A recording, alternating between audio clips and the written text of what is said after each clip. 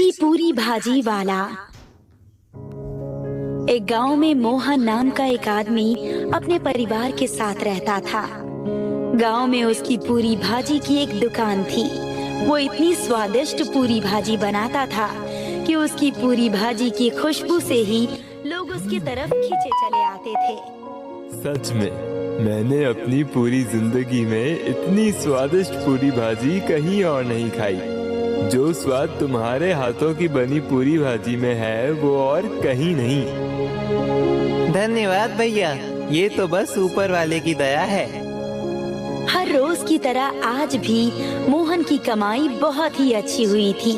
उसने आज की सारी कमाई घर जाते ही अपनी पत्नी को दे दी।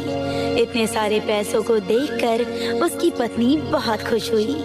लेकिन उसकी पत्नी ने देखा कि मोहन कुछ परेशान है, इसलिए उसने मोहन से पूछा, आप इतने परेशान क्यों हैं जी?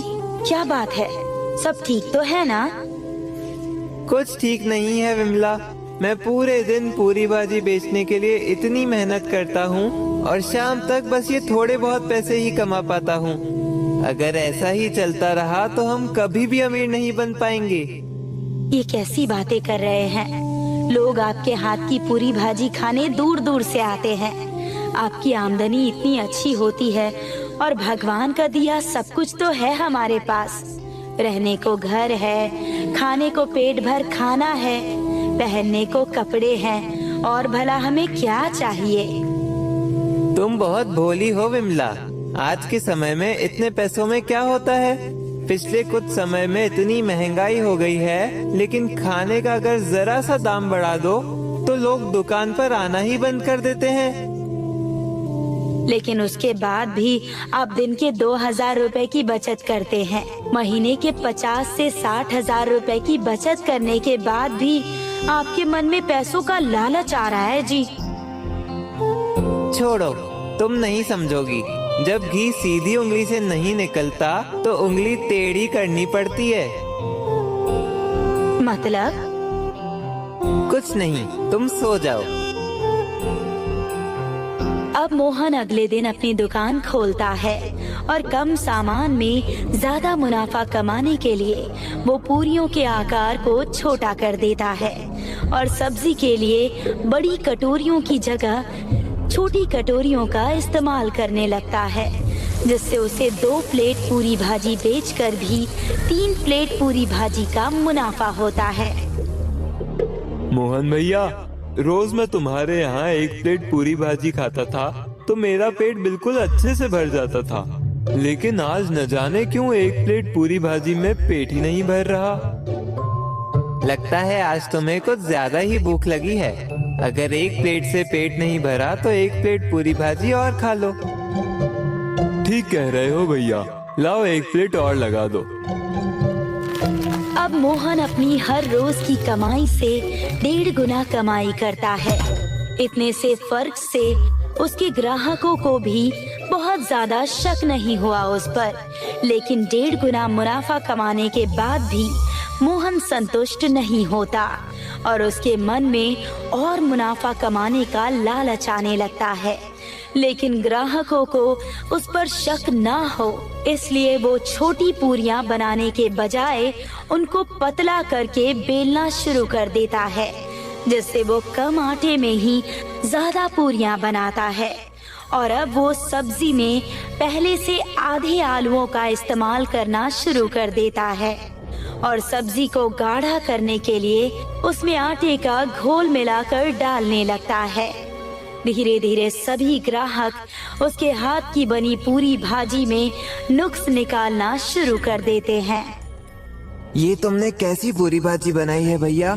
ऐसा लग रहा है जैसे पूरी नहीं बल्कि तला हुआ पापड़ खा रहा हूँ। और ये आलू की सब्जी, इसमें आलू ढूंढने के लिए तो लगता है मुझे तैरकर खुद ही इसके अंदर जाना होगा।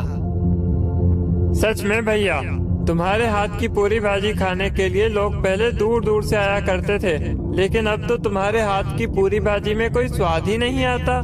इससे अच्छा तो हम अपने घर पर ही पूरी भाजी बनाकर खा लें। ये तुम कैसी बातें कर रहे हो भैया? कल भी मेरी पूरी भाजी में ऐसा ही स्वाद था और आज भी मेरी पूरी भाजी में वैसा ही स्वाद है। धीरे धीरे मोहन की दुकान पर ग्राहकों की भीड़ कम होने लगी। तभी एक दिन गांव के जमींदार जी का खास आदमी उसकी दुकान पर आया। आपने क्यों इतनी दूर चलकर आने का कष्ट किया मालिक? आप हुक्म कर देते तो मैं खुद ही आपकी सेवा में हाजिर हो जाता। मोहन, हमने दूर दूर के गांव में तेरे हाथ की पूरी भाजी के चर्चे सुने हैं। लोग तो कहते हैं कि जो एक बार तेरे हाथ की पूरी भाजी खा ले तो अपनी उंगलियां चाट जाता है। जमींदार जी के पोते के मुंडन पर उन्होंने पूरे गांव को न्योता दिया है और वो चाहते हैं कि सभी गांव वालों के लिए खाना तुम ही बनाओ। इसलिए मैं ये एडवांस पैसे लाया हूँ। अगले हफ्ते के बुधवार को तू सबके लिए एकदम स्वादिष्ट खाना बना दियो और जरा सी भी ऊंच नीच नहीं होनी चाहिए। जमींदार साहब की इज्जत का सवाल है। आप चिंता मत कीजिए मालिक, मैं ऐसा खाना बनाऊंगा कि सब गांव वाले जमींदार जी की दावत की तारीफ करते नहीं थकेंगे। अब मोहन एडवांस में मिले पैसों से दावत में बनाने के लिए सामान खरीदने जाता है, लेकिन सामान खरीदते हुए अचानक उसके मन में पैसों का लालच आ जाता है और वो मन ही मन सोचता है कि भला सिर्फ गांव वालों की ही दावत के लिए इतना सामान लेने की क्या जरूरत है।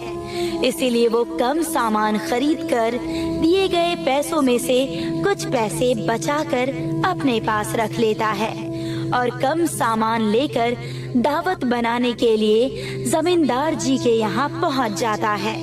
वहाँ वो मदद के लिए एक लड़के को भी अपने साथ लेकर जाता है और जमींदार साहब के घर के पीछे खाना बनाना शुरू कर देता है।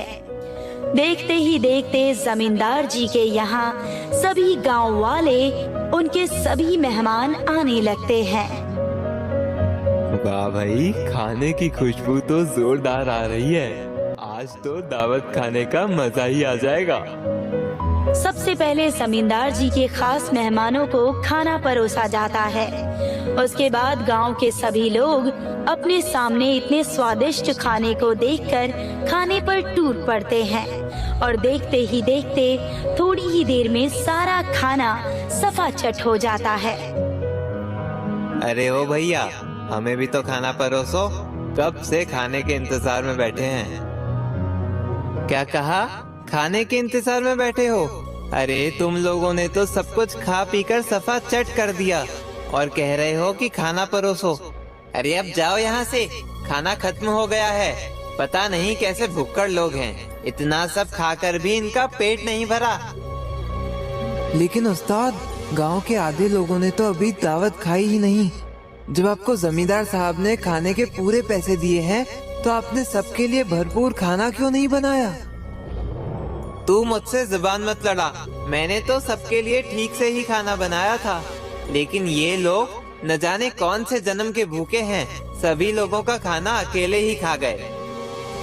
जमींदार जी के यहाँ कम खाना बनने की वजह से वहाँ आए आधे गांव वाले भूखे ही रह जाते हैं, लेकिन जमींदार साहब के आगे वो कुछ बोल नहीं पाते और बिना खाए पिए ही अपने घर आ जाते हैं। अगले कुछ दिनों तक पूरे गांव में यही बात चलती रहती है कि तभी जमींदार जी का खास आदमी किसी काम के लिए गांव में आता है और लोगों को ये बातें करते हुए सुन लेता है। अरे भैया, हमने तो सुना था जमींदार जी का दिल बहुत बड़ा है, बहुत ही बड़े आदमी हैं। अरे काहे के बड़े आदमी, गांव वालों को एक दावत तो ठीक से दे नहीं पाए। अगर उन्हें ऐसा ही करना था तो दावत देने की भला जरूरत ही क्या थी? आधा गांव उनके यहाँ से भूखा लौटा है। और नहीं तो क्या भैया, इससे अच्छा तो दावत में बुलाते ही नहीं। उन लोगों की बातें सुनकर जमींदार जी के खास आदमी को कुछ समझ नहीं आता और वो उन लोगों से पूछते हुए कहता है, ये सब आप क्या कह रहे हैं भैया? आपको जमींदार जी की दावत में खाना नहीं मिला? अरे भैया, खाने का एक निवाला तक नहीं मिला।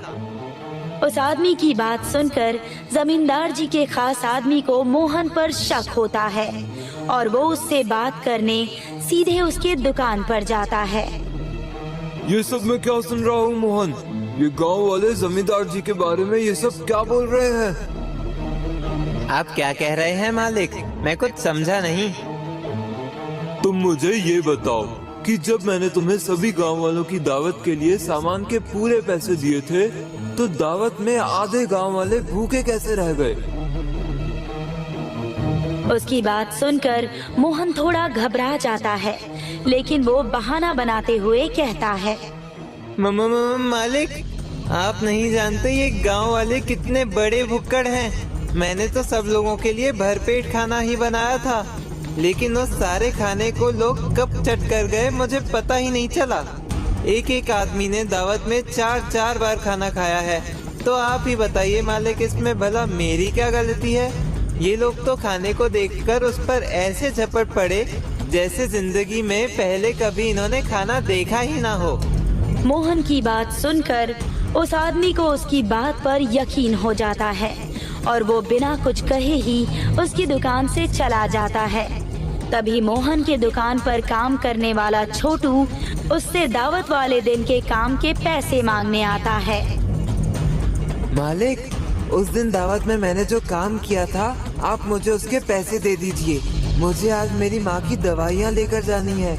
आप मुझे मेरे पैसे दे देंगे तो बड़ी मेहरबानी होगी। क्या कहा? दावत में काम करने के पैसे? मेरी बात ध्यान से सुन ले। तेरी तनख्वाह के अलावा तुझे एक फूटी कौड़ी भी नहीं मिलेगी। एक तो पूरे दिन यहाँ एक काम नहीं करता, ऊपर से दावत के पैसे मांग रहा है। मालिक, मैंने रात भर रुककर आपके साथ सारा काम किया था। आपको मुझे मेरे पैसे तो देने ही होंगे। तुझे एक बार बोला तो समझ नहीं आता क्या? एक पैसा भी नहीं मिलेगा तुझे। निकल जा यहाँ से। मोहन के ऐसे बर्ताव से छोटू को बहुत बुरा लगता है और वो गुस्से में जमींदार के खास आदमी के पास जाकर उसे मोहन की सभी करतूतों के बारे में बता देता है। अच्छा, तो ये बात है। लगता है मोहन के सर पर पैसों का लालच कुछ ज्यादा ही सवार हो गया है। तुम चिंता मत करो, तुम्हें तुम्हारे हक के पैसे जरूर मिलेंगे और उसे उसके किए का हर्जाना भी जरूर भरना पड़ेगा। जमींदार जी का आदमी छोटू को लेकर अब मोहन की दुकान पर जाता है। छोटू और उस आदमी को एक साथ देखकर मोहन के होश उड़ जाते हैं। इससे पहले कि वो कुछ बोल पाता, वो आदमी मोहन से कहता है, क्यों भाई मोहन, लगता है पैसों का कुछ ज्यादा ही लालच आ गया है तुम्हारे मन में। ये क्या कह रहे हैं आप मालिक? लालच? कैसा लालच? ज्यादा भोला बनने की कोशिश मत करो। मुझे छोटू ने सब बता दिया है, कैसे तुमने दावत के उन पैसों में से आधे पैसे अपने पास रख लिए और इसके काम की मजदूरी भी इसे नहीं दी। तुम जैसे लालची और मक्कार आदमी का हिसाब तो सिर्फ पुलिस ही कर सकती है। मैं अभी के अभी पुलिस को फोन लगाता हूँ। अब वही तुम्हारी अच्छी तरह से खातिरदारी करेंगे। माफ कर दीजिए मालिक, मुझसे गलती हो गई। पुलिस को मत बुलाइए, मैं अभी इसे इसकी मजदूरी और आपको आपके पैसे लौटा देता हूँ। लेकिन आप ऐसा मत कीजिए। पैसे तो तुम्हें देने ही पड़ेंगे, लेकिन जो तुमने किया है उसकी सजा तो तुम्हें जरूर मिलेगी। जमींदार साहब के आदमी से डरकर मोहन छोटू को उसकी मजदूरी और उस आदमी को बचे हुए सारे पैसे दे देता है। तभी वो आदमी मोहन से कहता है, तुम जानते हो कि तुम्हारी वजह से पूरे गांव में जमींदार साहब की कितनी बदनामी हुई। अगर चाहते हो कि मैं पुलिस को ना बुलाऊं, तो अभी के अभी मेरे साथ पंचायत में चलो और सब गांव वालों के सामने अपने मुंह से अपनी इस करतूत को बताओ, वरना मुझसे बुरा कोई नहीं होगा। पुलिस के डर से मोहन सभी गांव वालों के सामने अपनी गलती कबूल कर लेता है कि उसने लालच में आकर ऐसा किया, जिससे पूरे गांव में जमींदार साहब की बदनामी हुई। मोहन सभी गांव वालों से माफी मांगता है, लेकिन उसकी इस हरकत के बाद सभी गांव वालों के बीच उसकी बहुत बदनामी होती है, जिस कारण वो अपनी पत्नी को लेकर हमेशा हमेशा के लिए उस गांव को छोड़कर चला जाता है।